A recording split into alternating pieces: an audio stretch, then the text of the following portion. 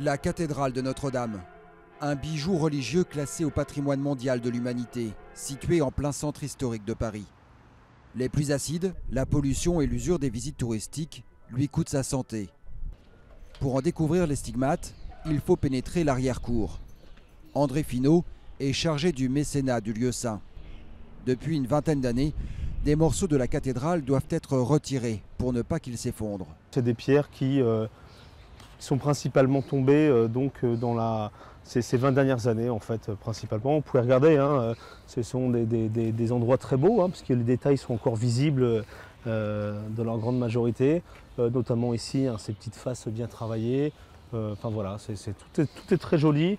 Il y a quand même quelques petits cailloux qui montrent qu'il y a quand même des morceaux qui se sont éclatés en fait en tombant.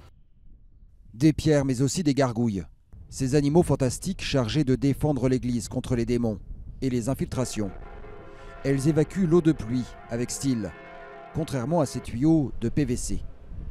Sur les toits, on découvre des cimetières de pierre, comme ce morceau de pinacle ornant l'édifice et renforçant la structure. Là, n'importe quel touriste ne le voit pas parce qu'on n'y prête pas forcément attention, mais là, la balustrade a disparu tout simplement, remplacée par une planche de bois qui résiste autant comme elle peut.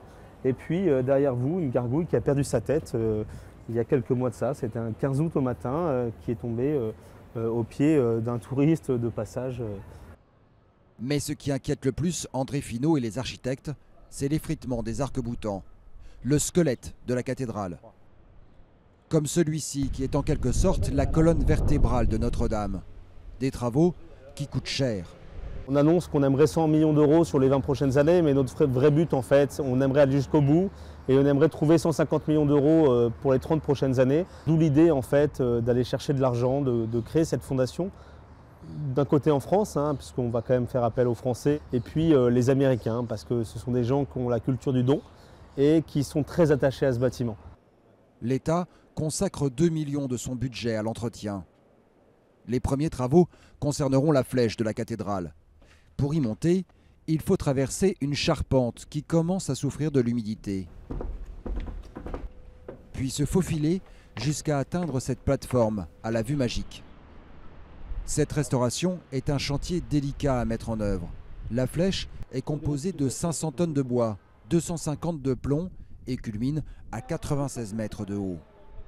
La flèche, on fait des infiltrations d'eau depuis quelques années, on s'en est rendu compte, donc il va falloir restaurer en fait l'ensemble. Et on va en profiter pour enlever toutes ces statues qu'on peut voir en état elles sont un peu dégradées. Les travaux débuteront en décembre. Ces apôtres, en cuivre, seront exposés alors dans la cathédrale.